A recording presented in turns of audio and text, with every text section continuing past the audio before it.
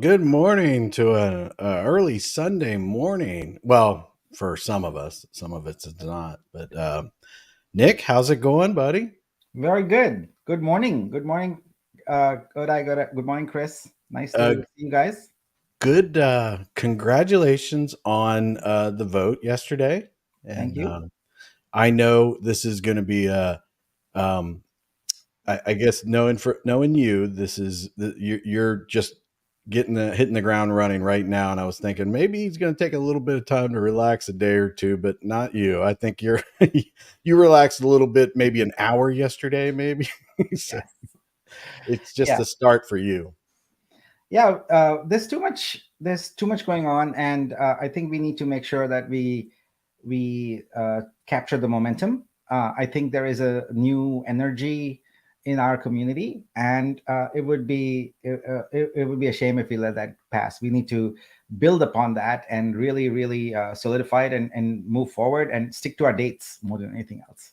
Yeah, yeah, I'm pretty excited about it, especially the basically coming here to maybe announce to the community about the vote and everything like that, and maybe build some joy with everybody. But also you're here because you're going to go over the rebase and incentive calculator, correct?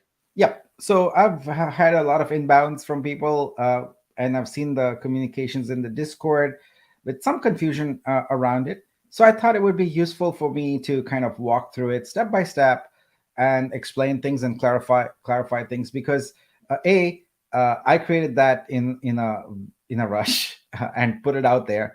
I didn't have a chance to really explain it, and b it is financial calculations, etc., and not everyone geeks out on spreadsheets like I do.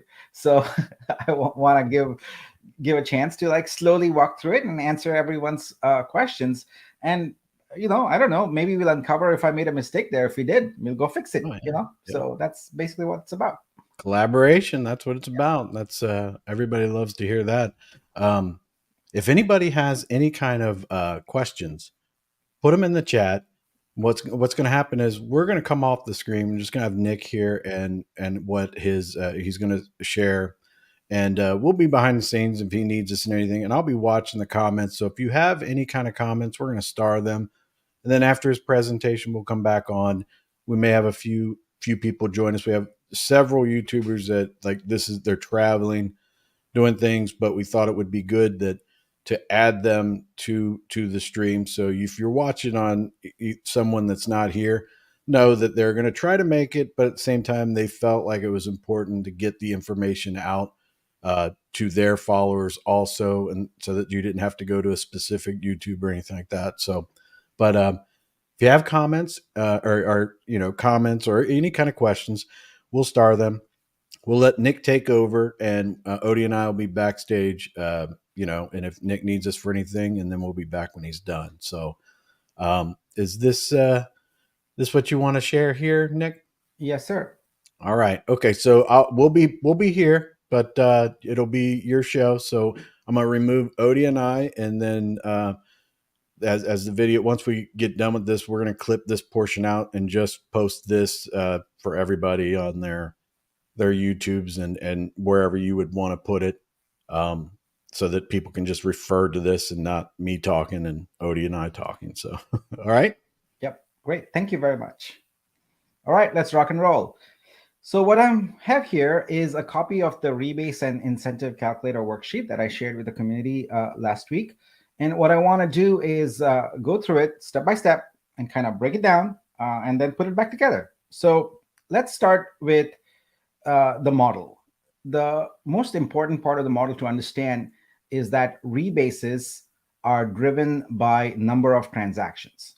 So the protocol has to have a certain number of transactions, which are spelled out here in the worksheet, before a rebase will occur. So that's the most important thing to remember. So there is no automated rebase that occurs. It's conditional. It only happens if we meet a threshold of transactions. There's also a second condition. You cannot have more than two rebases within approximately a 24-hour span of time. I say within approximately because we don't measure time in days and hours and weeks. We measure time in blocks. So the actual number of blocks is somewhere north of 17,000, but it's about one block every 5 seconds. So you can do the math on that. But so the most important thing is those two conditions. One, rebases occur when a transaction goal is met, and two, you cannot have two rebases within that span of 17,000 or so blocks. All right, with that out of the way, let's talk about how this is structured. Well, I'll draw your attention to the top left here where it says phase 1, 2, 3, 4, 5. I could easily have put that as year 1, 2, 3, 4, 5, but it's not going to be by year because we don't know if we will actually meet the transaction thresholds daily or so, like every 17,000 blocks or so. It depends on performance. So if our performance is great, yes, it'll happen approximately every 17,000 or so blocks. But if it's not, then it won't. So it might stretch out. So I've kind of modeled this for approximately the equivalent of our human sort of 5 years, but you need to think of it as phases. You can see here that there's a column that says APR. Now, traditionally, if someone was committing to sort of a rebase blockchain with automated sort of rebasing, you would have the concept of an APR because it would be annual, right? So we don't have that, but we can use that same principle for the purpose of calculating how the rebase increase goes. Now, keep in mind, rebase is just another term for saying compound interest, all right? That's an important thing to understand. So when you hear the term APR, you're probably more familiar with it when you see your credit card statement or something like that. And that's exactly how this applies here. So we are compounding a base balance, the balance in your account, by a period over time.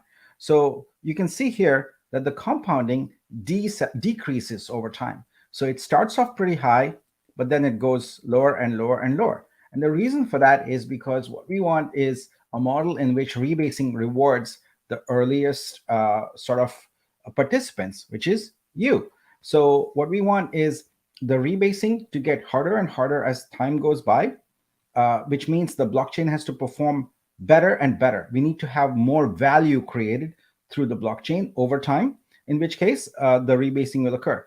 But initially, we want it to be a little easier, and we want the rebase, the compound interest, to be higher. And that's what this is. So that APR value is sort of, use that only directionally as an APR because there is no annual concept. There is, however, a period of 365 epochs. Now, if you're wondering, what's an epoch? Well, an epoch is the time it takes for us to get our transaction milestone achieved. So this will become a little clearer as I go through the worksheet. All right, so over here, I have 5.625 million. So that's the incentive coins that are there and available for you. Now, the important part to understand is that the incentive coins are not immediately available to everybody. What happens is every time there's a rebase, there is essentially a reward to the community in that a percentage of those incentive coins move from the sort of vault in which they are into a pool in which they're available. Now, the vesting period for this is 24 months. So if you divide this number by 24, you get 7,812.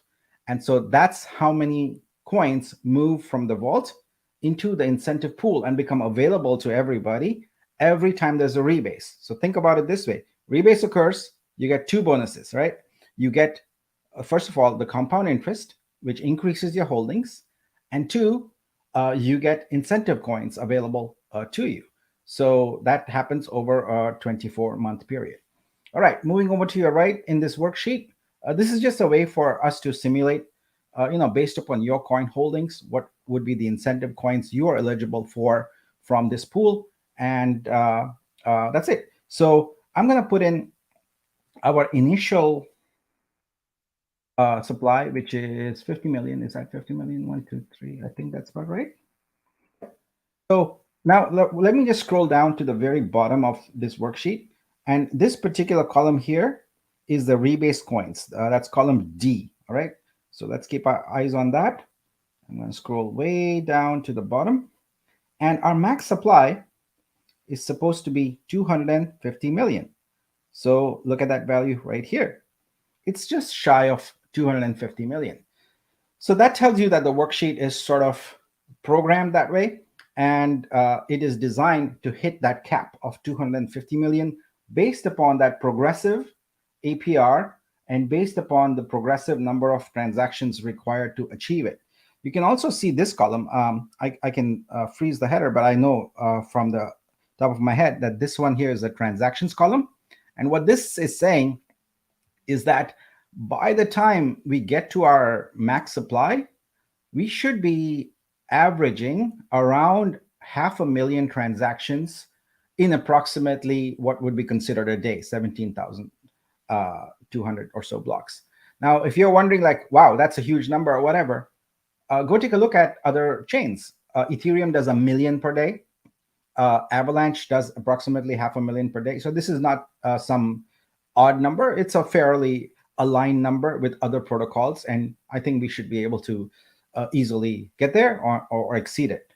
All right, let's head back to the top now and work our way through here. Now, I want to address specifically a few questions that come to mind that were sent to me as I was preparing for this.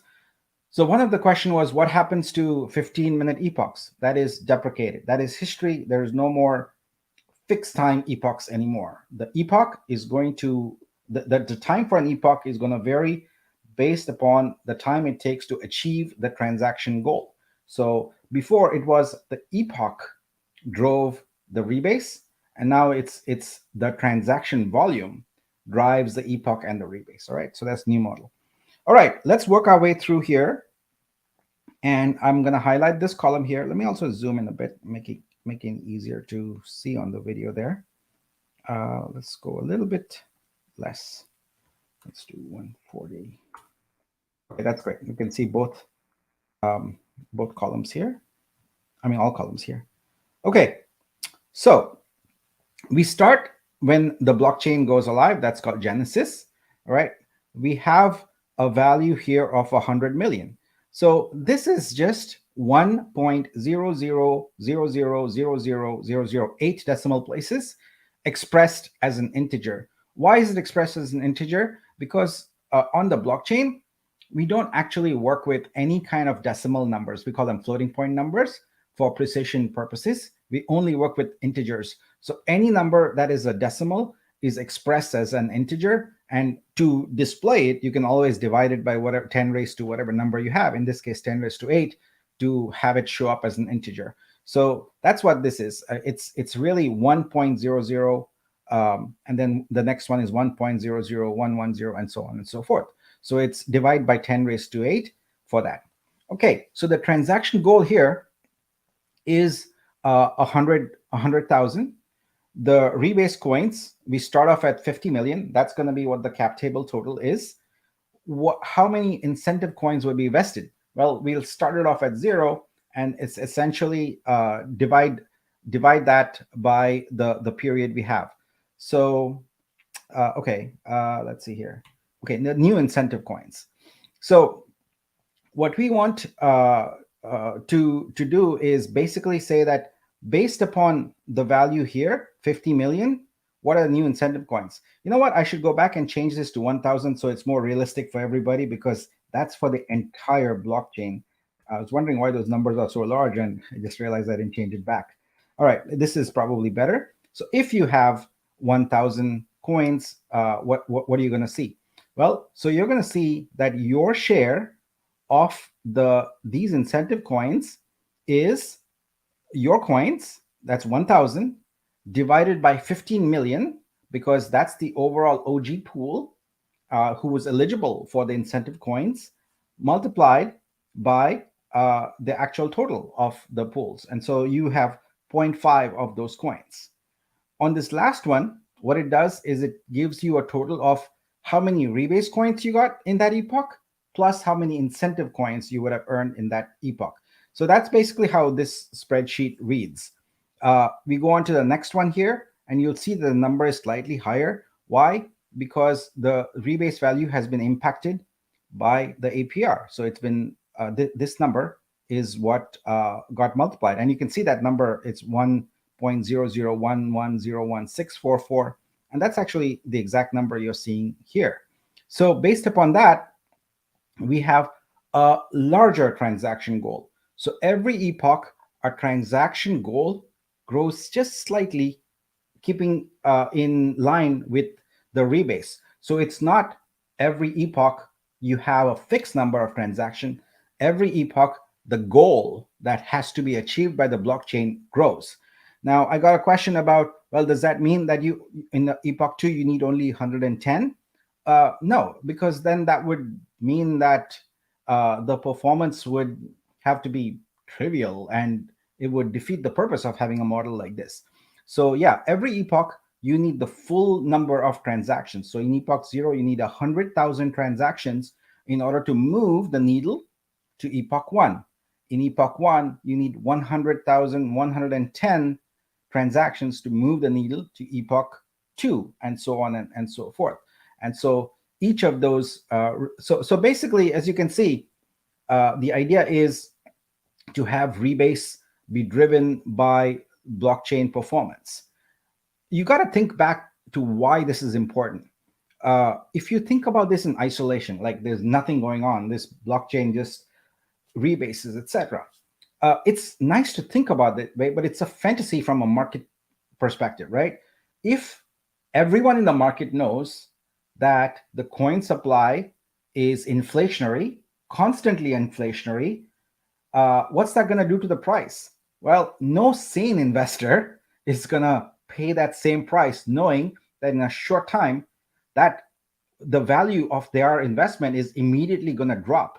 That is just unheard of or unthinkable of, unless you have investors who just don't care about it.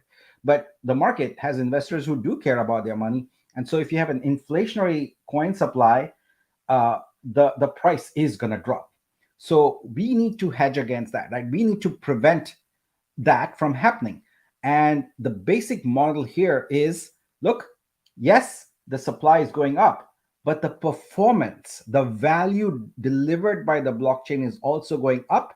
So have confidence in that price and either maintain or grow that price, hopefully grow that price, because we are elevating the value of the blockchain. So that's basically the model of this, is to make it possible for investors to see that this blockchain is delivering value, and it's not just inflating supply for the sake of inflating supply. There is no scenario in which a rational investor looks at an inflationary supply of coins and says, cool, I'll put my money into this because 15 minutes later that value is going to drop. It doesn't make any sense.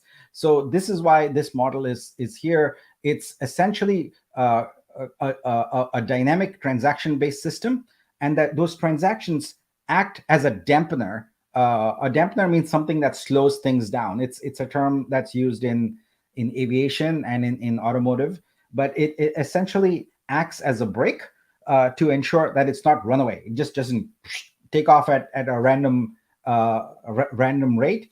It's there to slow things down so that the reward, the inflation that occurs of the coins and the additional coins that people get are a reward for something, which presents a very fair picture, and it actually incentivizes investors because they know that the next rebase is coming is based upon better performance. And so if you get in now, you get a better investment. So those are the main reasons that this structure is created. Now, going back to the spreadsheet, I color coded it this morning to kind of show you where the periods are. So I highlighted green and white, but you will see that approximately, see that here, 365.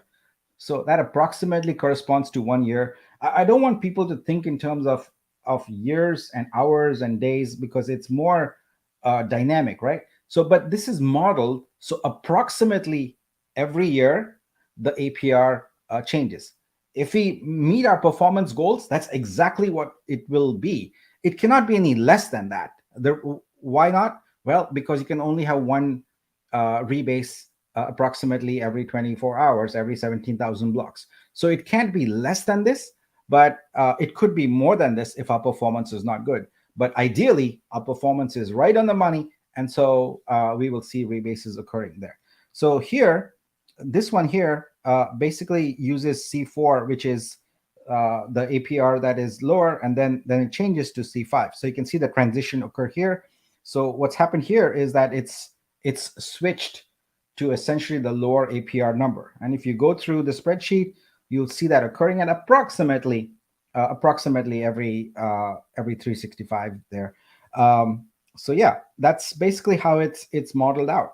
Now, also along the way here, you'll see that somewhere this column here stops producing incentives, and that's because we've run out of incentive coins.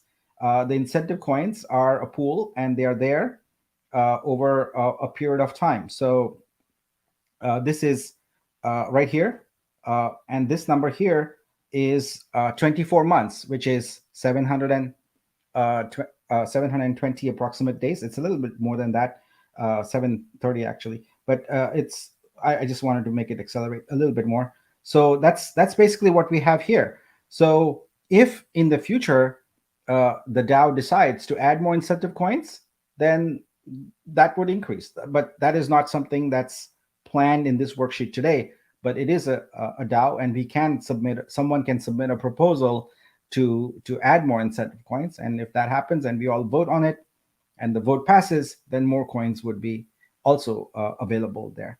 So that in a nutshell is how this spreadsheet works. I'm happy to continue to be on this here and take questions from the audience and clarify any aspect that isn't crystal clear to anybody. I'm here to do that. So Chris, Ori, please come back and we can continue this conversation.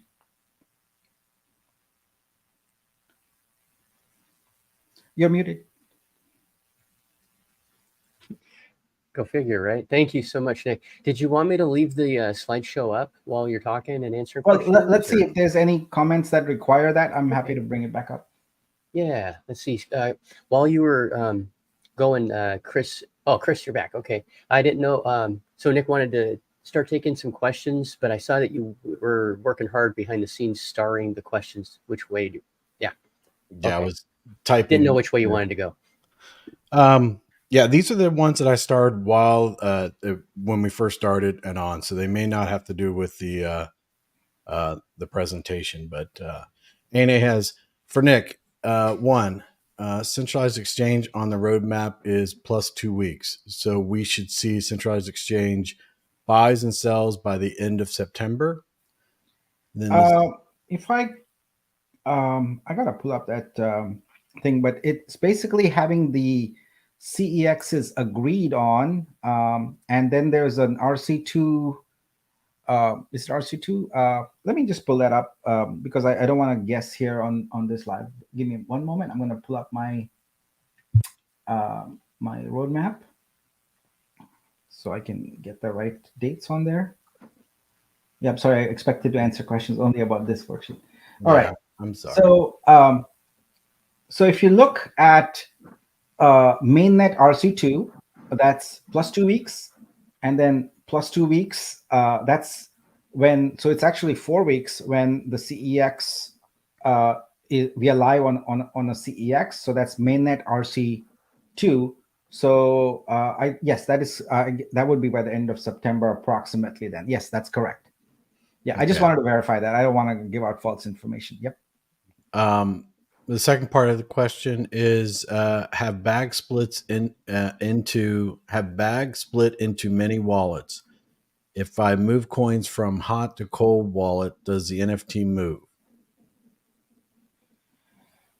Okay, so our goal is that at Genesis, we were going to airdrop the NFTs, but what we want to do now is potentially, I'm not sure yet, potentially have those NFTs be claimed from the wallets. So I think that might be a better model because the NFT is only one per account, and it has the vesting, the incentives, and all of that kind of stuff. So if you move your coins from one wallet to the other, um, the NFT still points to the original account. So you might lose out on a lot of incentives and things like that. But this is a good point to consider. Let me think about how we can make the NFT flexible so it does allow this kind of thing. I had not considered this scenario, so let me think about it. NFT flexible. I'm sorry. I like to take notes so I don't miss out, forget on any point that I've committed to. Moving between accounts. Okay. Uh, I will research this and come up with an architectural solution that possibly allows this. I can't guarantee it, but we'll try to make that happen. All right. The next question that we have is what is meant by epoch in Google Docs? Is it a day there?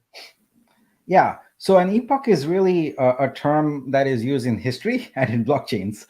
And in history, we don't care about that. But in blockchain terms, it is the period to measured for something to occur. So in many cases, it might be a certain number of blocks to be mined.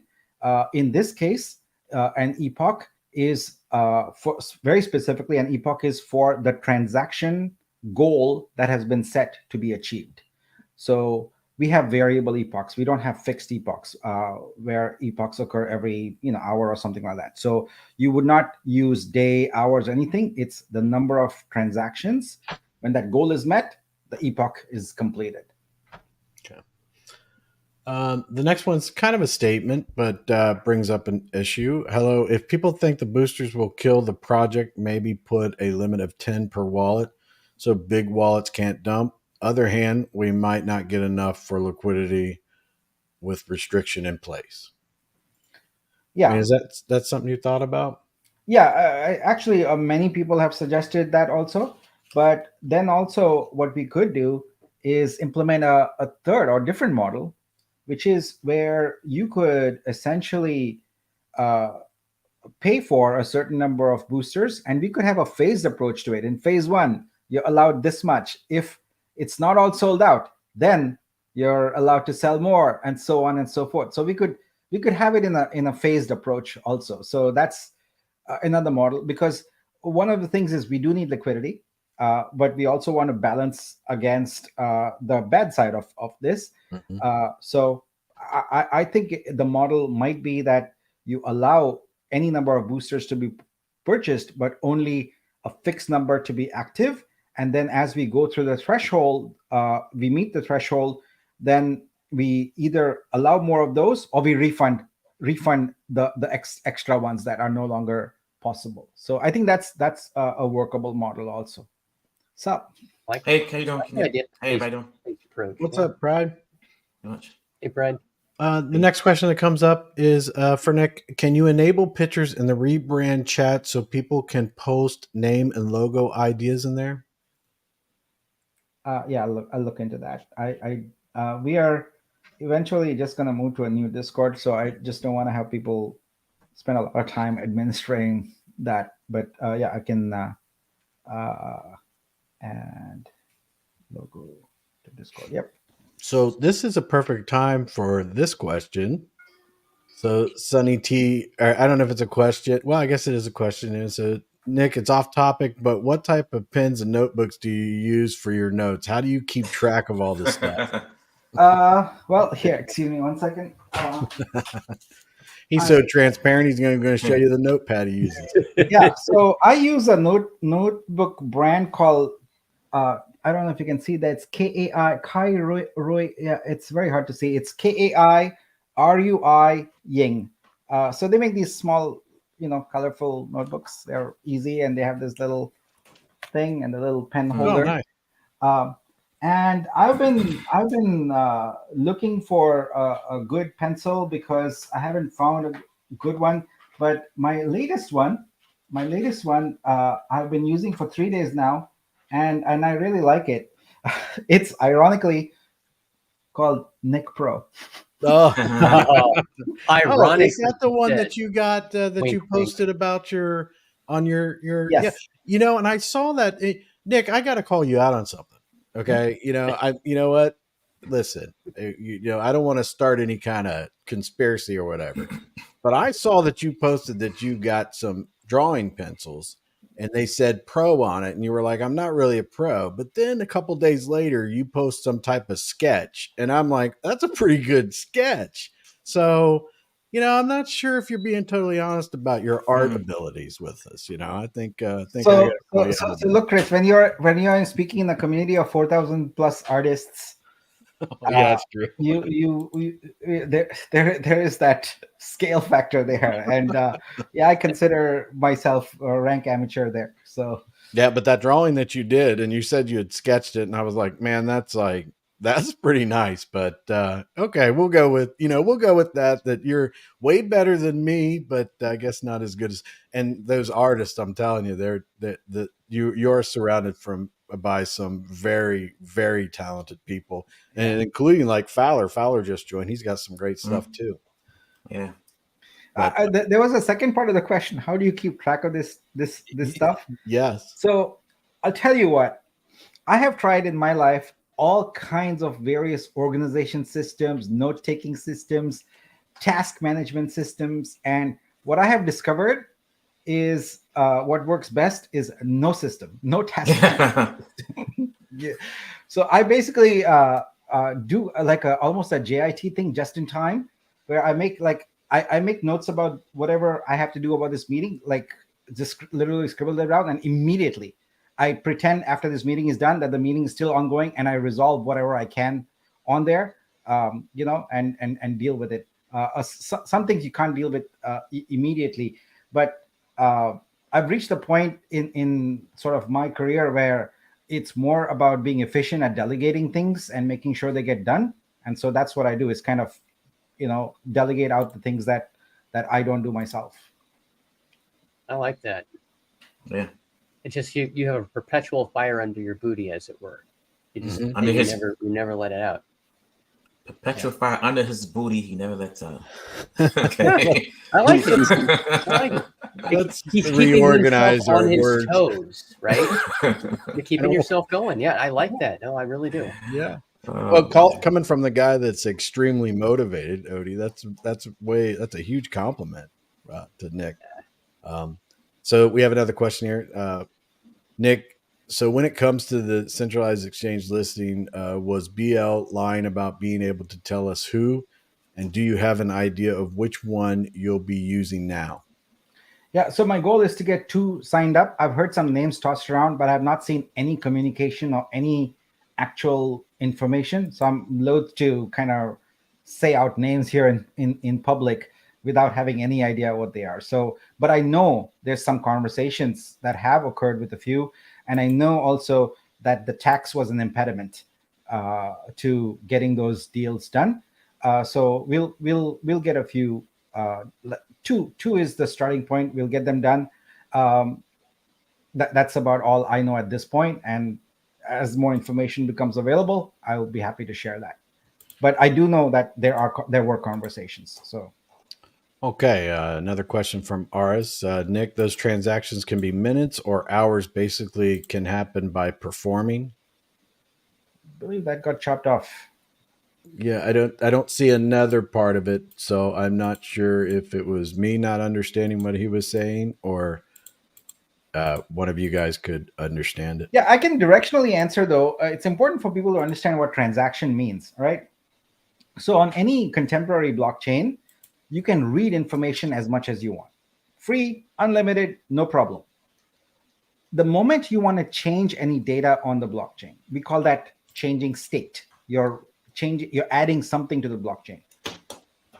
That is a transaction, and that requires 2 things. 1, it requires a signed authorization from an account, and 2, it needs to come with a payment of gas.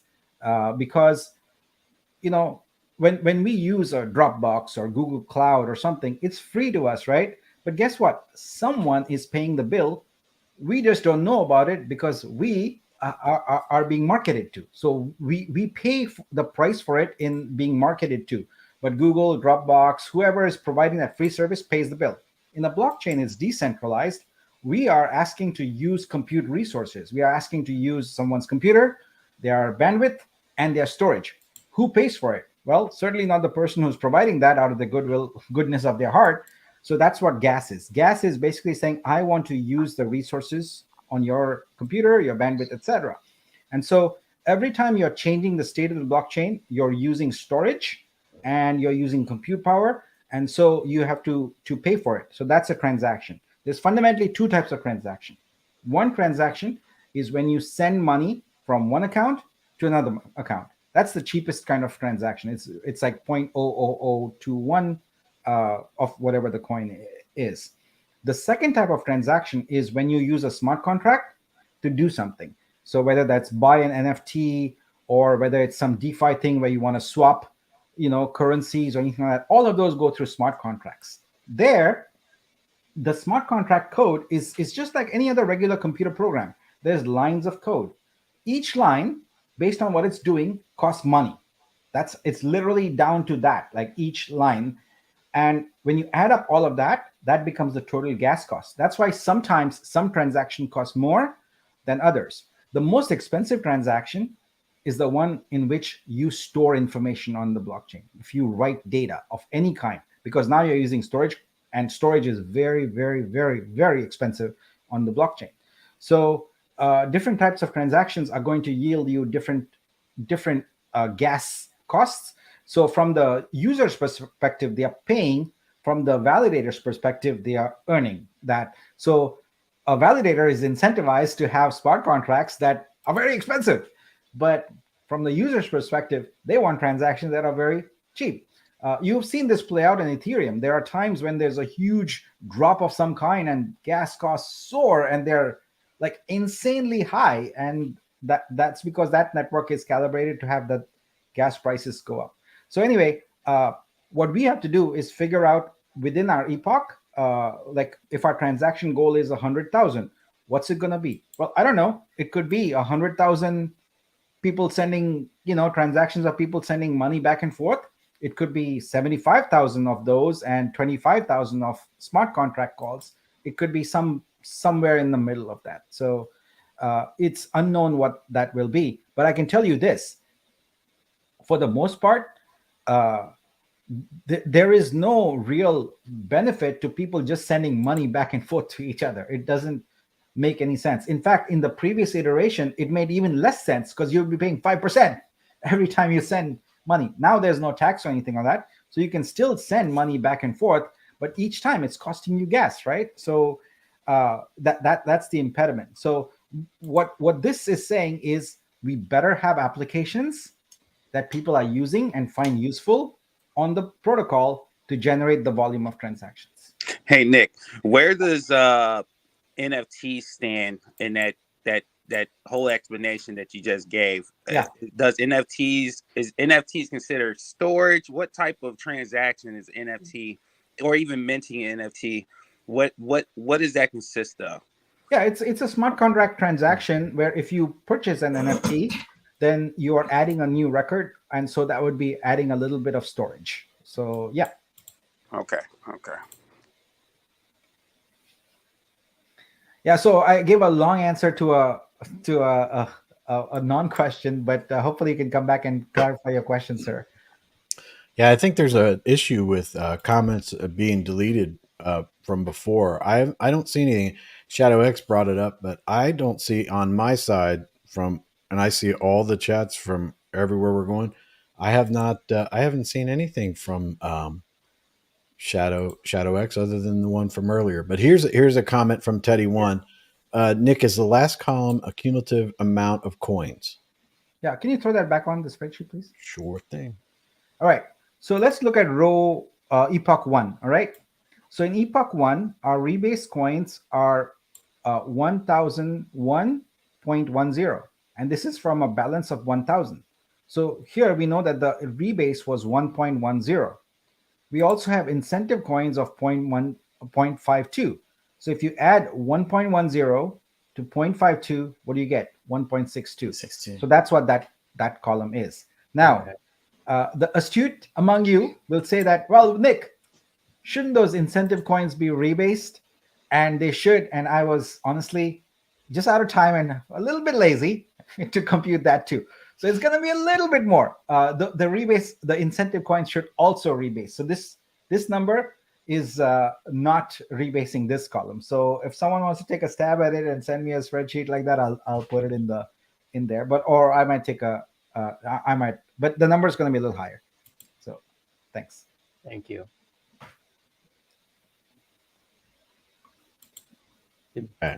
Next one? I'll bring this down. Oh, we have a super chat, by the way, Master Baron. Oh, okay. I will. There's the next one. Okay, there you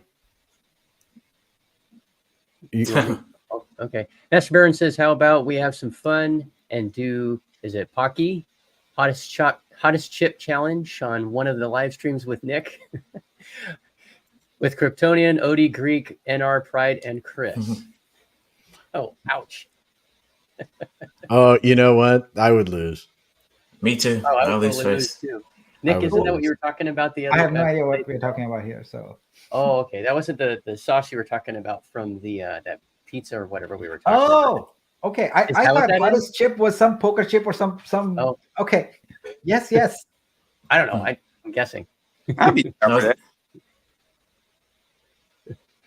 that. I don't fancy my insides being liquefied, so I don't think I'd last. If that's what that means. Am I missing something, Master Baron, or is that what that means? It's a chip you try and it's like real hot. Like a lot of people can't even eat it. So we were talking about Scovilles and stuff, right? Yeah, exactly. Chips with hot sauce. Yeah, hot salsa. Yeah, Nick will sauce. destroy everybody. Never. Yeah, there's no chance. There's no point trying.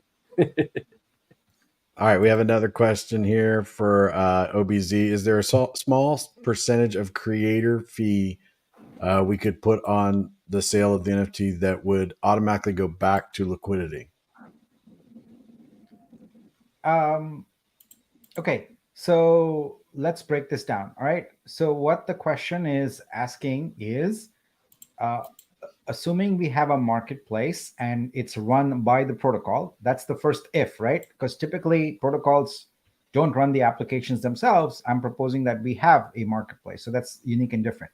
So what they're saying is, if an NFT is sold on there, there is a fee due to whoever created the artwork or the piece there, right? And would a portion of that go back to liquidity? Here's what's important to understand. Liquidity, the challenge of liquidity is not having tokens. The challenge for liquidity is having dollars. All right. So to the extent the sale is made in dollars, we can take a portion of that. So we may allow that. We may allow sales to be made with credit cards and things like that, because tokens are not a liquidity problem. We can create as many tokens as we want. It's having cash, right, to balance that liquidity. That's the problem. So this would only potentially solve the problem if we had credit card sales enabled and we take a portion of that cash and put it back into liquidity. So I think, yeah, that's a realistic possibility. But we are already we also want to be fair to creators. We're already going to charge them, for example, the credit card fee, which is usually 2.9% plus 10 cents or something like that. And then in addition, there might be a platform fee. Now we are saying no platform fee, but if we do this, then we would add a platform fee for the explicit purpose of pushing that into liquidity. It's a decent idea. I'm going to write it down here as a potential, but there's a lot of ifs, ands on that. So, but it is a viable idea. Okay, the next question that I have, and I hope I'm going in order, but Nick, if we don't achieve the 17,000 plus blocks per day, then generally speaking, it could be more than 24 months to reach the cap. Okay, there is no scenario in which the blocks would not be achieved, because the blocks are constant. They're happening every 5 seconds, right? What the question is alluding to is, would it be more than, I believe they meant to say 24 hours, not 24 months, because that would be too much. So yes, it does mean that, let's say that we've just started the counter and we are going and we've hit the 17,000 plus blocks, and we have not achieved 100,000 transactions, yep, we keep on going, until we hit it, and then we hit the rebase, and then the clock, essentially the Starts counter over. resets at that point, and then you wait to hit the transaction threshold and the block threshold. Both those conditions must be met, and then it rebases again. So I fully expect that if we have a decent set of applications that are well marketed at the launch, then there's a good chance we'll hit those numbers. But it really depends on having applications there and creating the demand for it, etc. So if we are unable to do that, then we might have to wait for the first rebase to occur. And actually, I think of it as sort of a community milestone when we hit that, because it means we have got usage of the protocol. It's not just empty, it's just happened. Like, it's important to remember that getting more coins that are worthless is not very valuable. We got to have coins added that are actually valuable, and they're going to be valuable when we have people using the chain. Sorry. All right, I think this was the next one in line, unless Odie, you had one that want to bring up. No, I hit that by the wrong spot.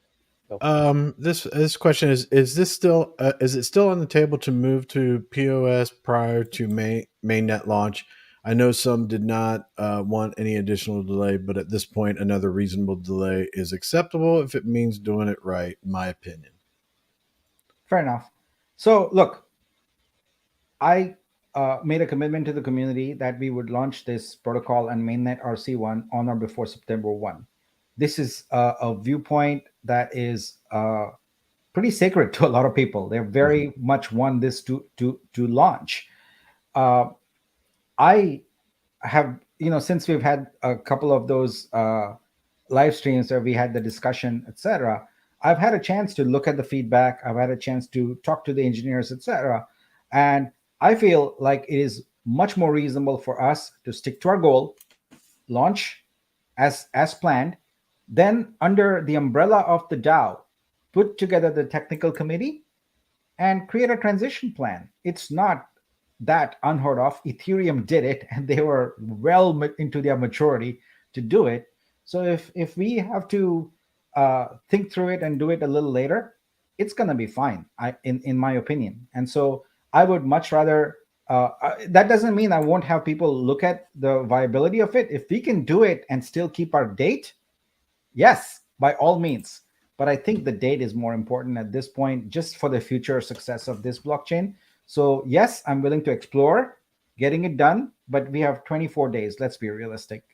That's an engineering kind of miracle we'd have to pull off. The actual technical aspect of it is easy enough, but there's business aspects of it. There is, how do we transition what was committed to the validators to a stake model, etc. There's a lot of business questions that need to be answered while we are trying to do this transition, with all the elements that are in there. So remember, it's like a lot of variables. So I feel comfortable saying that under the umbrella of the DAO, we'll have a technical committee that explores and plans out this in collaboration with the business, some business members that figure out how the transition would occur from a staking perspective, etc., and then orchestrate it. I feel like the worst thing we could do is rush it. That would be terrible. But also equally bad, I think, is to just delay that, because that signals a lack of that will signal a lack of confidence, and we don't want that. This is a question from Vulcan Insights. It says, "Hi Nick, can you explain how rebasing will work on a SEX?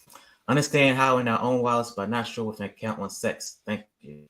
Yeah, this is a great question, and this actually gives us an insight into why even getting on board a SEX is a little bit complicated. So remember, when you move your funds to a centralized exchange, it's no longer in your control. It's no longer your private key, right? You have essentially, for all practical purposes, moved your funds to their database, right? So now your actual coins are in the centralized exchange's wallet. So they are the ones who are going to see that rebase occur. What they owe you depends on what terms and conditions they have presented to you when you signed up. The answer could be A, they owe you nothing. In other words, they take Keep the full money. advantage of all the rebasing and take it themselves. B, they could give you some approximate based on your average balance or something like that. Or C, they could compute it based upon the time elapsed and your exit balance, like when you're withdrawing your funds, etc. There's probably other models also, but those are the three I'm thinking of. So really, it's up to the exchanges. It's very hard for us to dictate what an exchange is going to do. So the short answer to this, the best solution for users is don't keep a large amount of funds in an exchange where you would lose out on rebasing. Now, knowing also that rebasing occurs only once every 17,000 blocks, you can also play that, right? You can put it in after a rebase and withdraw it before the next rebase. So you could game the system a little bit from the centralized exchanges perspective. The next question on here is congratulations, Nick. Long live the blockchain. When is the brand name finalization? Thank you very much. I will say by within 2 days or 3 days max, we'll have that finalized. Cool. Oh, so you already got the name, everything. Nice. AA says, thanks, Nick, for answering. It's more of a security reason as many holders have coins sacrificed in hot wallets and want to protect them by moving to cold, hard wallets, but want the NFT to move. Yeah, since that question, I've been pondering that in my head, and I have a follow-up answer to that also. So that NFT is germane only at the point where you want to grab an incentive or claim an incentive, or you want to vote or something like that. From an incentive standpoint, if you're not claiming, your coins can be anywhere. And actually, now that I think about it, that incentive is based upon your initial sort of a sacrifice amount or balance. So it really, even the coins wouldn't matter. So yes, I think you can safely move them. What I'm going to do is I'm going to think through this without being live and present a good solution for it. I will, but I think that it's going to be okay to be secure and move your coins to a cold wallet without any problems. Nick, can you please clarify Uxie Labs first? Is our investment still the same, meaning that it will start at $5 per Uxie? And second, is there a plan in motion to change the name? All right. So the reason I have not yet published a cap table around the Uxie Labs thing, I presented sort of the model for the DEX, but not yet a cap table, is I'm still trying to gather information on it. The issue is the same as with the tokens, as we have to balance what the price is going to be with the amount of liquidity. So I'll produce a similar thing with the cap table. I'll produce different price thresholds and what the sort of liquidity amounts will be. I probably need at least another 2 days because I'll need to get those numbers tomorrow, and then after that model it out and present that. Actually, I had not considered that name should be changed, but if maybe it makes sense in like to fix that also. I'll take that under advisement and write a note to revisit that. Okay. Next question we got from Sunny T. When everything is released, will we have a DApp to show our incentive coins and rebase coins for the epoch? So if we want to sell rebased and incentives, we know exactly how much? Yes, but we are going to make it even simpler. Remember, it's an NFT, right? An NFT, all the values you have are going to be NFT, what we call traits or attributes. So you can use any wallet you want or any really any wallet at this point, because we don't have NFT marketplaces yet, but any wallet will show you those traits. Like, for example, if you own an NFT today and you go into your wallet, it'll tell you that it has trait X with a value of 100, trait Y with so it'll say that. But yes, we'll have a dashboard for you where you can go and look at this and look at all like you basically connect an account and it's going to show you, okay, you've got these NFTs in there and these are the values in there. So yes, we'll do that.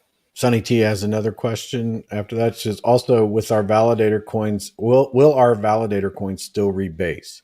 The 1,500 locked, but also the some odd 2,700 coins that our nodes have rebased too. Yeah, so it's important to remember that rebasing is not conditional by coin or whatever. It is protocol driven. So if a coin exists, it doesn't matter whether it's vested, locked, whatever, it's always going to rebase. And we are basically saying that any rebase value is always available to you. Okay. A&A. Not locked then? Sorry. So, Go ahead, buddy. What? So you're saying, Nick, then with that last part that they're not going to be locked anymore as originally the way that it was set up? Or I don't think rebase was ever like. Are you talking about the current plan? Or I'm sorry about Coins. to her last question, not the rebased coins, because I know those aren't locked, but the initial, isn't that kind of what part of her question was? Is the initial 1050 vol that we had sacrificed for a node, is that still going to be locked? Wasn't that part of her question? Oh yeah. Maybe not. Yeah, I think she was just asking about the rebasing.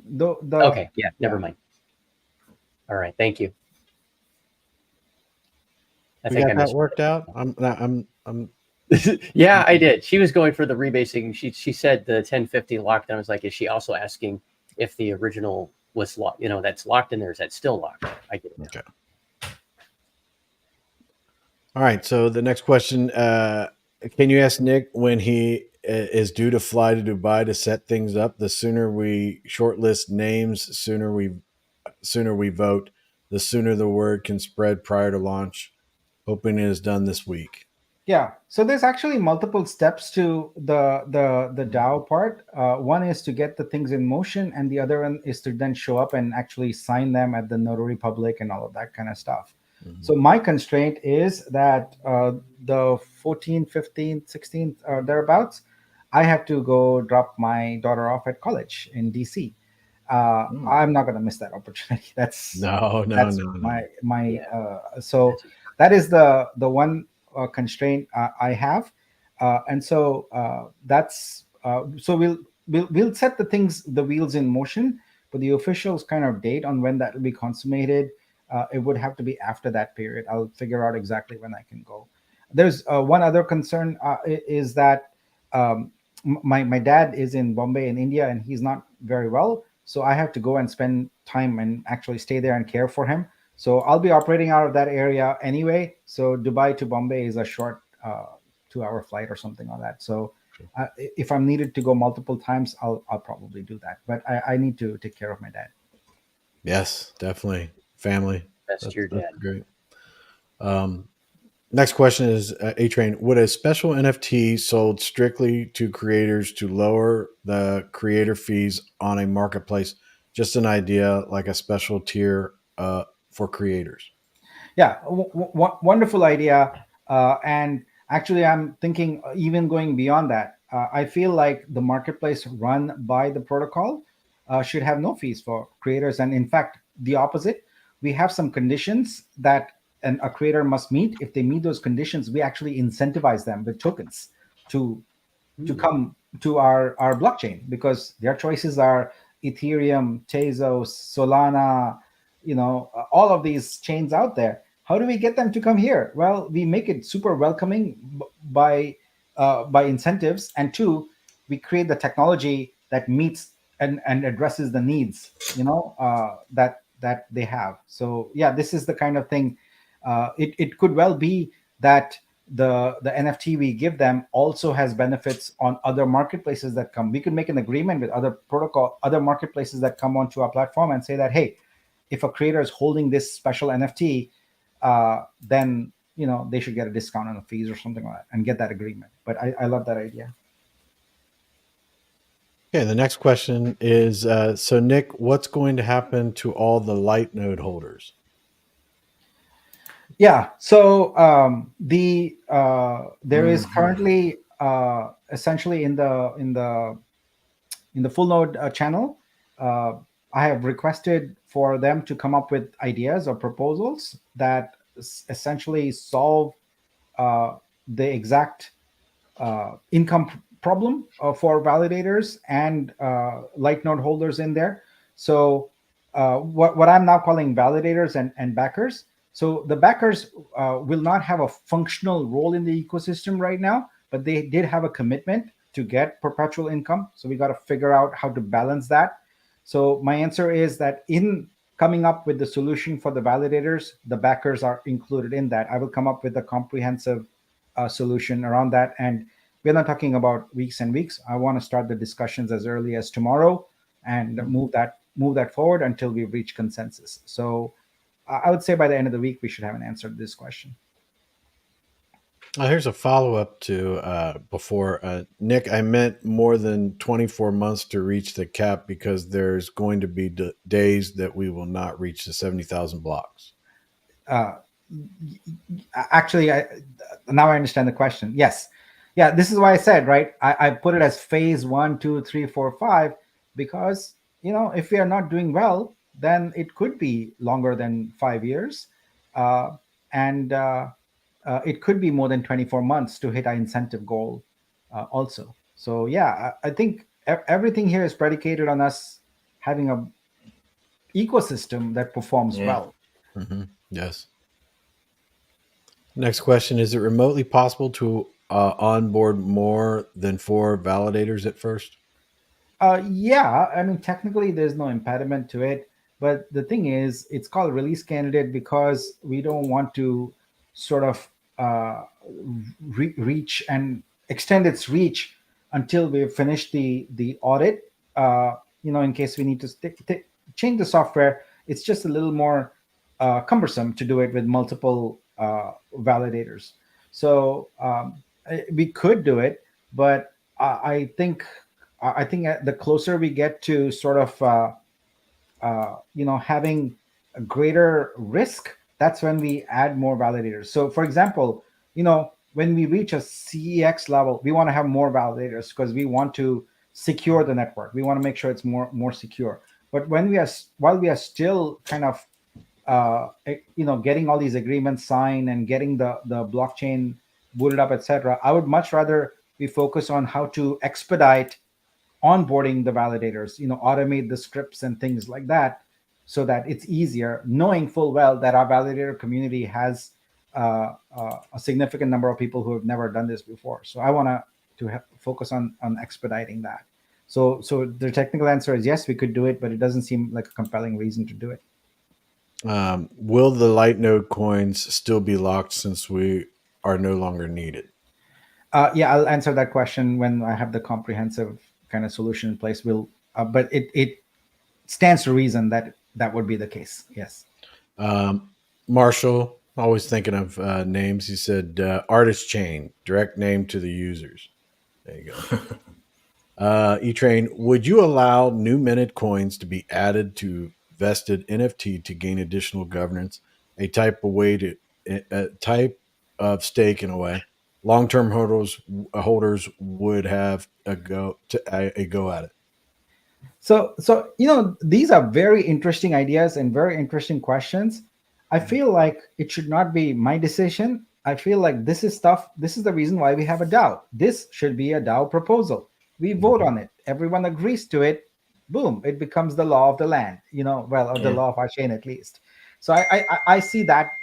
My goal is to get us bootstrapped and get us going and set the vision and get the partnerships, etc., in place along the way. But in terms of these ideas and operational details, this is why we have a DAO. We propose things, we get approved, and then we implement them.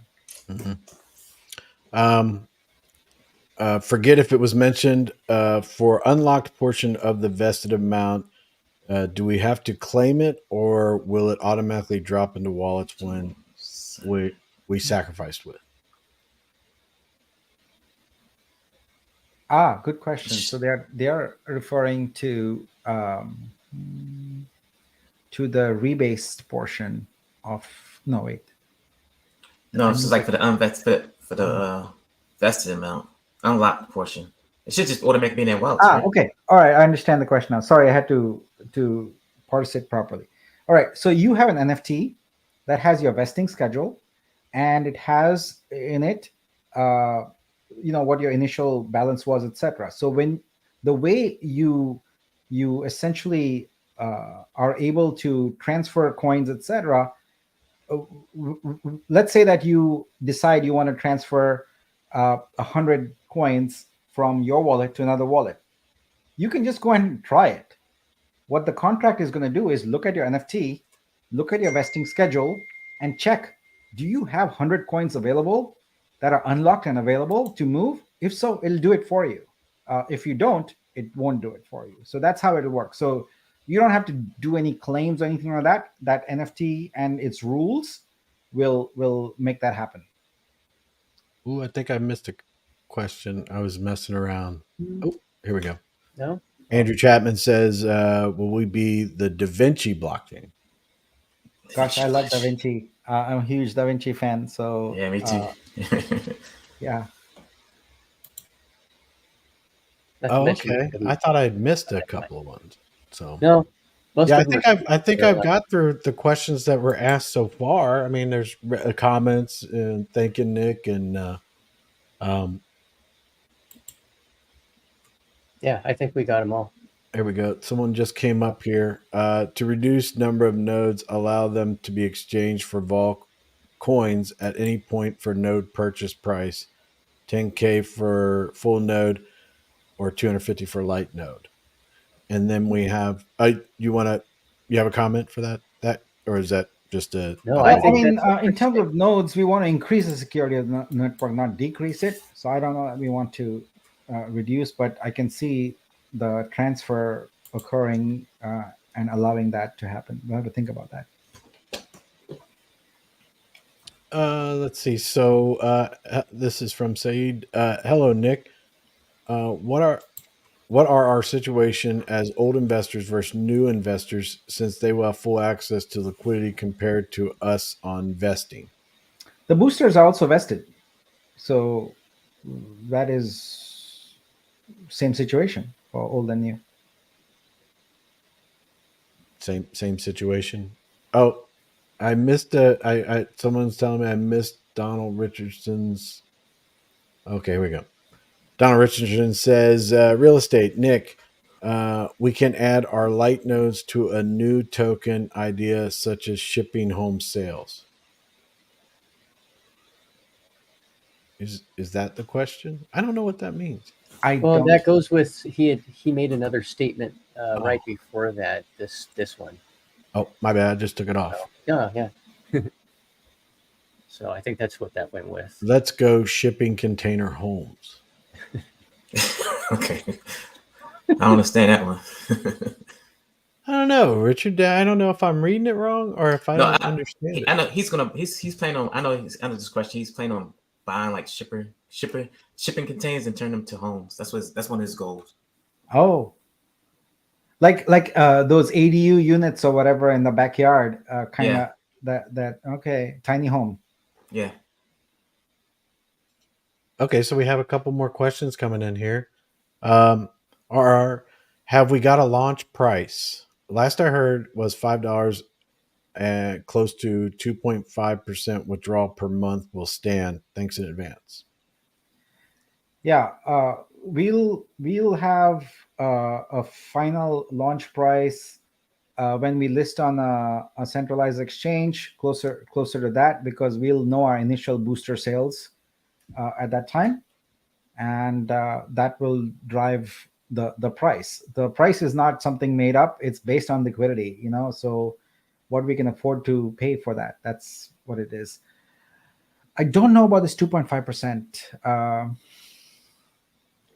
Where's that coming from? Oh, The vesting period. Maybe they aren't up to date. The original vesting, right? Yeah. Brad? That would be 0.25%. Yeah, because that wasn't the first month originally what BL had said. It was going to be 2. Yeah. So they might not be up to date. See, Saeed has a follow-up on what he meant buying from market on launch. Yeah, so like our initial price is going to be whatever based on whatever liquidity we can afford to put in there. So yeah, so that would be the market price, and then the market decides after that. Okay. Razmataz, if I move my NFT with my holdings on it to a hard wallet, will all my rebases, etc., happen in my new wallet? Yes, the NFT uh, with your holdings in that new wallet will operate just as if it were on the previous one. So yes. Nick, will we be using EP 1159 so it will burn coins inside transactions? Yeah, so if memory serves right, this is the new EP that essentially makes Ethereum a deflationary currency by burning coins. Here, we currently don't have a plan for that. It's in fact the opposite, right? We are rebasing. It's inflationary. So currently, no. But again, I'll just keep repeating this. Any idea is something that you would want to propose in the DAO and try and get people to buy onto it. And if we all agree to it, then it becomes how we operate. Okay. That's good to know. So the next one here is so the NFT hold our vested coins and not the wallet address, meaning our unlocked vested coins will show up in whatever wallet the NFT is in. Yeah, that is the current intended architecture. But we have to keep in mind that there is also an expectation from the user that coins from their account don't just disappear, right? So we don't want that to happen. So I think what we'll have to do is basically have a mechanism by which you authorize via the NFT the transfer of coins, and if you do, then those coins would be tied to the NFT moving forward, and the other ones would not. So I realize that what I just said is very kind of complicated to wrap your head around, but let's just put it this way: we have to architect the NFT solution, and in it we have to think through all these little details. I appreciate these questions because it gives me food for thought and to make sure that we architect it correctly. But this is a good use case, and I will factor that in as we design the architecture of the NFT application and the smart contract. Next question: how is copyright for creators be guaranteed in the blockchain? Great, wonderful question. So one of the things in existing token standards, whether it's ERC 721 or ERC 1155, is that the only requirement on chain is to have two things. One is a token ID, which is just a random number, and a link, a URL to metadata about the the actual NFT, the token. So what we are going to do instead is when an NFT is created, we're going to ask the creator to commit to one of the CC licenses, the Creative Commons licenses. So they have various licenses and they have a code associated with each license, and that's global. Everyone respects and knows those. So with the NFT, we would store on chain that code also, so that it clearly hints what the copyright is under which that token is being issued, whether it's allowed for commercial purposes, not allowed for commercial purposes, and so on and so forth. So there is no scenario in which anyone can guarantee copyright. Like that doesn't exist even in any of our other real world system. Like you can go, I don't know, to Amazon or whatever and pirate a movie. You can't. But what you can do is you can communicate what the creator's intention is.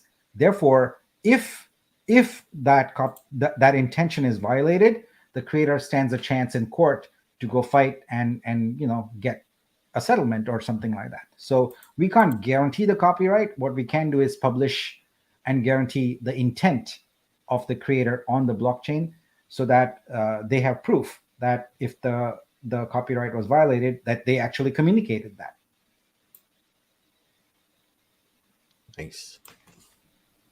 The next one here is the periodic token burn is also used as a deflationary mechanism. Is this mechanism possible? I think so.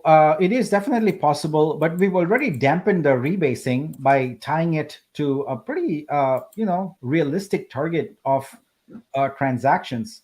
So it might be that we don't inflate, like we are not inflating as often. So would we need a deflationary mechanism?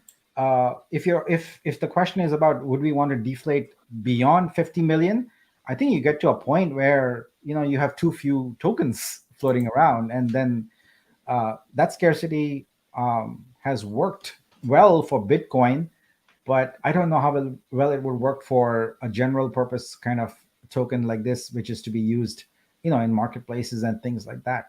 So I think this is an issue that needs to be tossed around, debated, and a great thing again for a DAO committee to talk about as a proposal. But it is feasible. So yes. Next one here. Will UXI be included or another way to gain vol? So in the DEX model I presented on Friday, we talked about how the income would work, and right now that's not tied to vol or the coin right now. So yeah, the answer is no right now. Next one is there a way to way the rebases can be sent to our DEX and not sent to our sexes? Once coins take off sex and sent to a wallet, they can start rebasing at that point, but in the interim, our DEX gains rebases. So the important thing to understand here is rebase coins are not sent or anything like that. Rebase is essentially compound interest on your coins, and in the protocol, it's just math. So internally, there is a value, and externally, there's a value you see. So coins are not actually minted and sent during the rebase. I know it's a hard concept to grok, and if you give me a moment, I'm going to pull up a slide I had posted a few days ago. I'm going to show you, and hopefully that will help a little bit, because it is a hard concept to sort of wrap your brain around. Okay, here we go. I found the presentation. Do you want me? You don't want me to bring this part up, right? Yeah, no, give me a moment. I'm going to pull it up. Okay. Here. So, 1 second.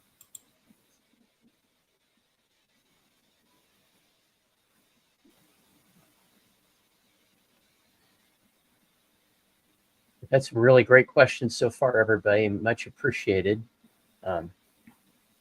Okay, cool. We can bring that up now. The one that's up right now? Yeah. Cool.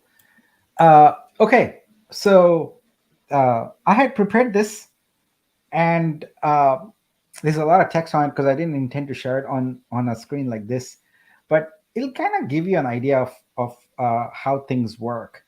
So the way rebasing works is, if you look at this box here where my cursor is, let's say that you have 4 coins, all right? And earlier I told you about the rebase multiplier, right? That big number 1 followed by 8 digits, it becomes like 1 point blah blah blah, etc. So just look through this here. Your balance in your wallet is 4. So what do you see in your wallet? So you have to think of rebasing in two terms. What's physically in the protocol storage for your account, and what is shown to everything: wallets, clients, smart contracts, etc. So in the middle of it is some math that goes on. And so left is protocol, right is in your wallet. So initially epoch 0, there is no rebasing. So it's 4 multiplied by 1, that gives you 4, and that's what you see outside. Now this is a contrived example, right? It's got nothing to do with our numbers right now. So it's completely contrived. But you have 4 in the protocol, it's epoch 1, And let's say that our multiplier for rebase is 1.5, which would be 15000 0000. All right, in my spreadsheet earlier. So 4 multiplied by 1.5 is 6. So guess what? In your wallet, you would then see 6 coins. Epoch 2, the rebase multiplier is 2. Look, your internal balance has not changed. Your external balance is now 8. So you get the idea here. This is an important thing to understand, is from a math and a protocol and a technology standpoint, rebasing is compound interest as visible externally. Now, I don't want people to take this as saying that, oh, well, that's not real coins or whatever. It is real coins, because what the wallet sees and what the protocol communicates is it. But from a math perspective, the reason I even brought this up is to show you that there are no coins being sent on rebase. It's not like, oh, rebase occurs, let's take 1 million wallets and go and distribute, coins into them. That's not it. It's much simpler for us to change this number, the rebase multiplier, and say that's what's reported to the outside world. So yeah, that's basically it. Let me ask the hosts here, like, what did that increase your understanding of rebasing? Yeah, to me it did. A little bit, yeah. Yeah. To me, I didn't really think of it that before. I was waiting for other people to say something. Fowler, you're on mute. If you, he might be dealing with something outside, but yeah. The key is a multiplier. It's much easier to just say, what is the current multiplier, and present based on that, instead of physically dropping coins and adding. Like, imagine if there were 5 million wallets. How could you even do that? That it doesn't make sense to do that. So yeah, we can stop sharing that slide. So. All right. Let me get back up here. I think we got a couple more questions. What will the price of UXI be? Don't know right now, but we'll be able to predict that closer to launch. We'll commit to having a cap table up with the various price targets that we can achieve based on the liquidity available. Next question is, yes, the 2.5% was from vesting time. So is there any restrictions on withdrawals on day one? Yeah, there is a vesting schedule. So your initial vesting is 0.25%. Then for the next 5 months, it's 0.30%. And then after that, it's just divide the balance by 12 months. And that's what's available to you. Okay. In addition, your rebasing is available to you. Your rebase tokens are available to you. So this might go along with this. Nick, the tokens that we have sacrificed, do we get a small percentage of that every month? We'd be able to sell it, or is it stuck for 16 months? Same answer as the previous one. Yeah. Okay, the next one is Rez Matez. He's got a follow-up on what he was talking about earlier. Hoping that's correct, as sacrifice wallets have been compromised. So hoping when I move my NFT to the new wallet, all future payouts will be fine. Yeah, right now we are working on, what, if any, a process might be to change your sacrifice wallet at Genesis, because we have no way of validating someone there. All we have is their initial account, right? That was used to sacrifice. We are already seeing on the BTC validation that there are a bunch of scammers there coming up with all kinds of things to try and trick and say that, oh yeah, this was my BTC sacrifice, when it was in fact not. So I feel for the folks whose wallets have been hacked, because it is punishing, but at the same time, it's really challenging to come up with a process. I'm committed to making one. It's probably going to be some KYC and, I don't know, some long-term lock or something in addition to what you have, in order to be able to move to a different wallet. Biz has a question, and he's got a follow-up too, so I'll read that too. What is your vision on how this blockchain will work with film and TV industry, or should we keep this close to the vest? Well, I think it's in our interest to make public our intentions as quickly as possible. So Film 3 is the initiative under which movie makers, etc., are trying to get Web3 going, but it hasn't had much traction.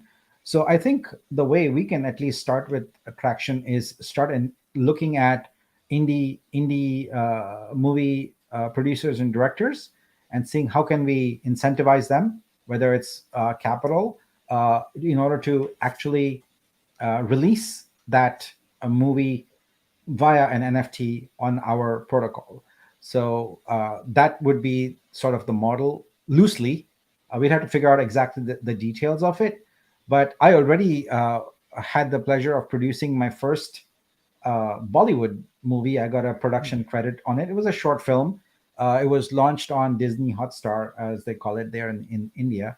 And basically, I bought an NFT as a producer, and I got a film credit there. So what I would want to do is extend that model a bit so that anyone could come and we would provide the model for them to produce, like fund the production of the blockchain, including us. And then also we would make ownership of that blockchain available to people who would contribute smaller amounts, so that any future revenue from that film would be available pro rata to those people who essentially funded the creation of the film. But so the thing is, there's no fixed model for that right now, but we ought to propose one and get a couple of filmmakers to make one in that, test it out, refine it, and keep doing that, and ultimately then approach a bigger studio to consider. For a while it was unthinkable that any movie would ever launch on anything other than like a big studio label. But now we've got Netflix launching, we've got Apple launching, etc. So it's well within the realm of possibility that a protocol could launch a movie. And there's been a few experiments around that too. So I don't want to say that we would be the first, but hopefully we can be sustainable. What about like the music industry? Any focus like on music artists as far as bringing their music and trying to implement that into the blockchain? Yeah, there's already a bunch of music NFTs out there. I have a bunch. Mm-hmm. I've talked to a bunch of artists, etc. And yeah, I think musical artists are fed up with the labels and how poorly they are treated. So if we have a good incentive model for them, they will come. They will come. The thing is, it's all about market, right? What are the labels giving them? The market. So until we are able to give them something parallel to it, that's the challenge. So it's not something that doesn't have a solution. We can come up with a solution to it.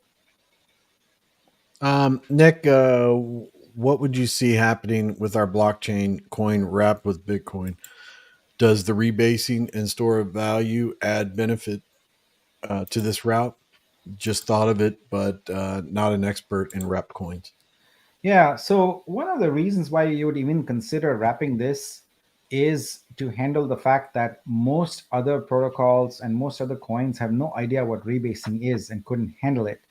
So I think the reason you would even create a wrapped version of a coin is to be able to sorry for I just interrupted myself there, but imagine a DEX where you have a pair of some other token versus this coin, right?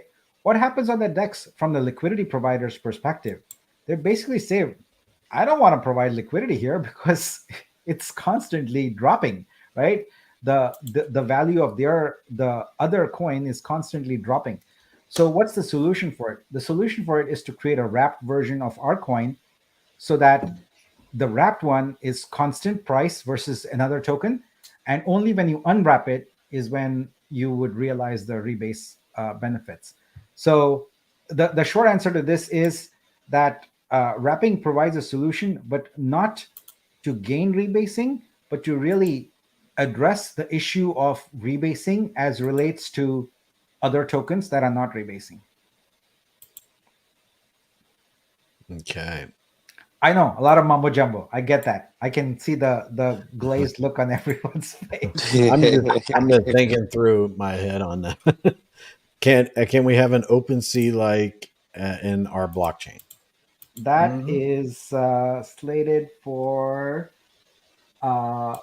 let's see, after mainnet RC2, mainnet RC3. Mainnet RC3 is when we are slated to have an NFT marketplace. So yes. Okay, got a little maintenance here. I have a question that you put in that I have starred that's coming up soon, and I noticed that you retracted it. Do you not want me to bring that message up? Just let me know. It's a few questions from here. Go ahead. What were you going to say? Who was going to say something? I thought Pride was going to say No. something. So, this next question that's here: does internal balance grow with rebase, or does he mean he doesn't mean rebate? He means rebase, right? I Yeah. think so. Yeah. The internal balance is something Oh. no one should care about. I only showed it to explain to you how rebasing works. All you Right. care about is the balance that is expressed to wallets, etc. Internal, it's just like, do you really care about how, when you're working with, like, I don't know, Google Sheets or something, do you care what it's doing internally? No, you don't care. You just care about what you're seeing in the cells, right? It's just like that. So don't worry about what's internal. Okay. Next one. If a wallet has to KYC to prove it doesn't belong to you, know who, and that wallet has both coins and full Node. node and was already KYC'd, will it need to KYC again?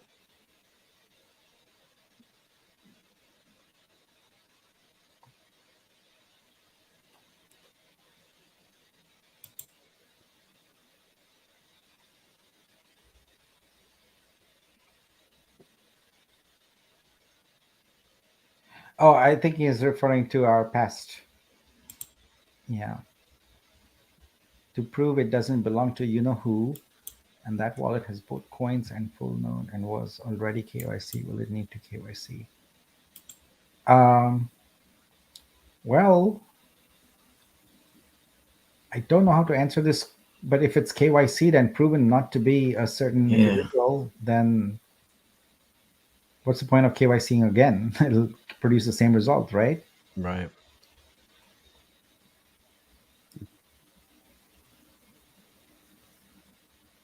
So I'm going to say that no, you don't need to KYC again because it will produce the exact same result a second time.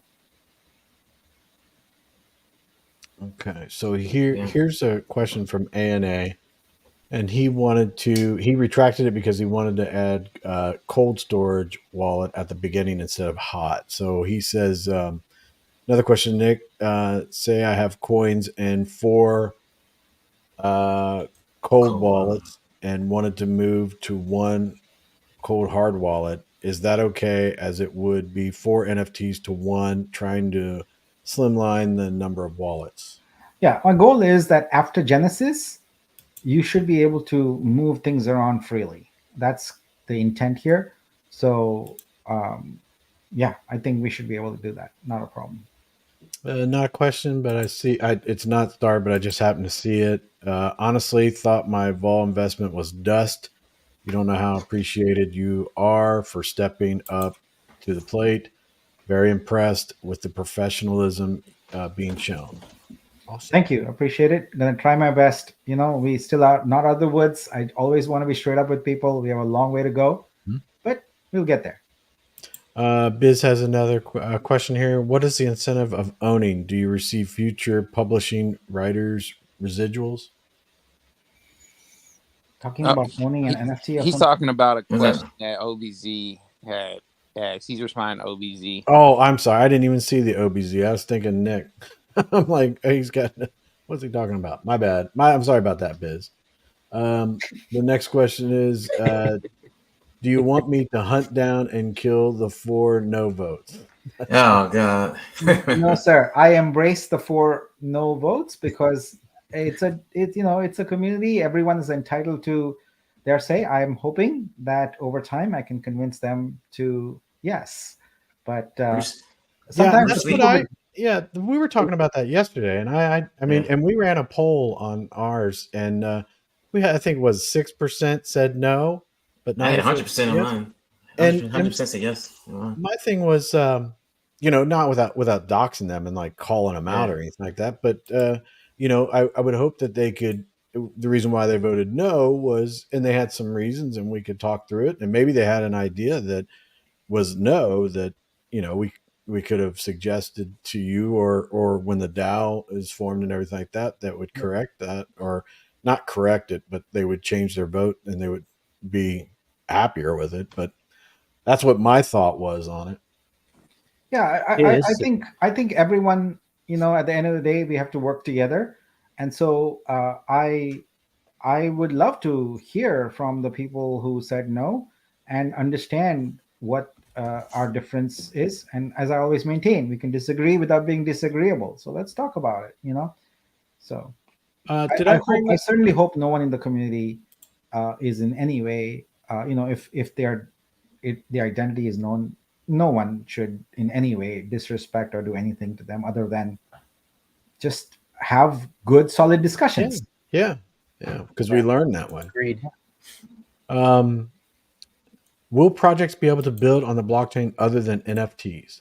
Yep, anyone and everyone is welcome. All NFTs is our focus of go to market. So our marketing focus is going to be there, because if you don't focus somewhere, our marketing dollars are just wasted. Because if you just say you're all things to all people when you launch, then you're nothing to anybody. So we want to have our marketing dollars be put to wise use. So the blockchain doesn't constrain anybody. It's just who we are targeting. Oh shoot, oh, someone posted something. I'm like, where did that question go? Can our light nodes be invested into up and coming projects that are tangible? So, a light node is physically would have been a piece of software, but right now it's essentially what was it, $219? Was it approximately something like that? Spent in the pursuit of having a mechanism that would give you recurring revenue, right? So, to invest that into something, I don't know how that would work out, but like I said, I'm committed to having a solution for it in place by the end of the week. So let's look at that, and then from there move on. I think we have this kind of a question, but why no more activity on Twitter? 3 weeks without post seems dead to people. I see Nick on there all the time. I'm not sure. Is this? I guess from like the Vulcan blockchain Twitter. Oh, okay. Yeah. Well, we are trying not to promote that brand more, so Yeah. that's the main reason. But honestly, the moment we have the new brand solidified, it will be we will accelerate and really come out strong. Okay, and I don't have any other questions after this one, and I don't know how much time you got, but we can start wrapping up your portion if you want. If the blockchain, each token is $5 and we paid $9, we will get the same value, Nick, because there's a loss of 50%, if not. But glad that the if that increased the token amount. Yeah, so it's all connected, right? If you increase the token amount, the whole cap table changes, and then the whole liquidity amount changes, etc. And um,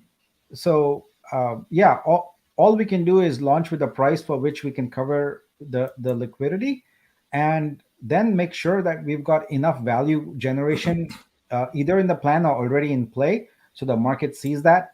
Because at the end of the day, that's just a starting price. It means, like, who knows how long that price will be sustainable, right? So our goal is to make that price not only sustainable but grow it. So I cannot see us honoring a $9 price, because we just won't have the liquidity. So it is what it is. Everything's changed for a reason. We have to make do with what we have. I saw this one. I must have missed this one that was starred, but OBZ says, any chance that you'll be dropping a commemorative NFT to all the wallets that participated in the vote? That'd be kind We should have some surprises up our sleeve. So stay tuned. That's cool. OBZ's got another one. Oh, that's at Biz. I'm sorry. Yeah, I don't have any other questions that I've seen that are starred other than did we get to this oh that's the one that I just brought up. Okay. Yeah, so I don't have any other questions. If you guys have any questions or anything like that, I don't know if you have time to put them in there, but Nick's been here for quite a while. I think it's great, Nick, about the vote and um, you know, you were talking about the upcoming things of your travel and everything like that, and hope everything's great with your daughter's move, Yeah. and especially with your father. I really hope that you'll be able to have quality time and be with him. Yep. Thank you. You know, I've done that before. I've operated from India for a long time, and I was caring for my mother when she had cancer, and she eventually passed in Jan 2018. But I worked from India. Like that's the nice thing about the world we live in. You can work from anywhere, Yeah. right? So you got an internet connection, you're good to go. And so, yeah, I'll be doing that. It looks like we had another one come in.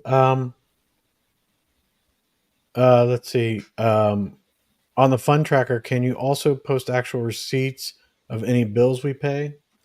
Sure. You have to understand that right now, I still am not in control. I don't even have access to the multi-sig yet. So once I do, I plan on doing that. And we'll actually have it better than in just a Discord. We'll probably have a place to go look up and attach invoices. I think invoices and receipts. Yeah. So depending what the case might be. So Uh, did we miss a question from Teddy One? Did you guys see that? What about my question on incentives for vote participation? Is I'm that looking. did we? I can't see anything Oh, from. wait a minute. I think I found it. Okay. Okay. I think it's this one. Oh, well, no, it was at OBZ, though. You right one of this one, didn't you? That's at OBZ. Yes. Yeah, I'm looking. I'm scrolling way back. Well, I mean, he's saying that get an NFT for voting, and that NFT comes with incentives themselves. Just throwing it out there, incentives for being. Is that archived? Active. No, he says he tagged Make me. active. Yeah. Okay. Okay. He already passed that. Okay. All right, Teddy. All right. Okay. I just didn't want to miss anybody. If I missed any of them, I apologize, and I apologize to Nick and the panel. I was trying to go through those, but I may have missed something. So No, I think we got them all, man. yeah. Thanks so much, Nick, for your time. thank you. Yeah. Thank I you. appreciate all of Yeah. you for hosting, and thank you for letting me be on here and answering the community's questions. I hope you have a good rest of your Sunday. I will go get some sunshine and then get back to work. So Right Awesome. on. Take Enjoy some care. beach time again. Yeah. We'll be doing another X Space tonight. I think it's like 6 p.m. Eastern. I don't know, but we were just one of those ones that were just hanging out, talking. So if you got time, Nick, Yeah, I 6 mean, p.m. Eastern. sure, yeah. So if you got time, if you want to I would stop by. definitely love to be on us. Like, see, you have Twitter Spaces that are all business, and then there's Twitter Spaces that are chill. Mhm. I'm happy to be on a Twitter Spaces that's more chill. We can more talk about life and other things and our Yeah, because puppies and all that's that. kind of what we do. Yeah, We're just, I yeah, mean, people have questions, they have legitimate questions, but most of the time we're talking about pretty much anything that any one of the speakers want to talk about. And then it's great because people can come up and just say hi and talk about something else. yeah. I would love that. So yeah, definitely like those spaces. And I have the same thing where I'm hosting a space and it was intended to be chill, but then people bring in some serious questions and it just changes into a serious one. And Yeah. then I switch. I switch from my business persona to my like casual persona, and yeah. But yeah, I'll stop by. Got like a Well, hard hitting blockchain question followed immediately by a pineapple on pizza question, right, Nick? hold on a second. I With the sriracha. see something from Kelly Productions say he asked it, but we missed it. Chris, did Nick talk about the ETA on Dubai trip for a legal entity? Thanks, Nick, for your time. Yeah. So as I addressed, it'll be post mid-August, and somewhere early September. But that doesn't mean we won't start the process. Nice. All right. Well, I think do you guys want to hang out and talk about anything else or anything like that, or you just want to wrap it up here and we'll leave. I'm gonna with wrap it that. up. I'm going to get some lunch. Yeah. Sounds good. I got chores. I'm starting to feel some lunch too. All right, so we're gonna do an X space or Twitter space, whatever you feel comfortable calling it, at 6 p.m. Eastern. It'll be on Fowler's channel, and I think am I on there too, Fowler? Yes, you are. Okay, and will the NFT be given to all holders, or must we buy? Must we buy? You've already bought it. And when you sacrifice or whatever, you already bought it. So you got it. Yes. Okay. All right, guys. Well, if you have any questions, send them to me. We'll try to bring them up. Send them to anybody on the panel. We'll talk to Nick about it, and we'll see you later.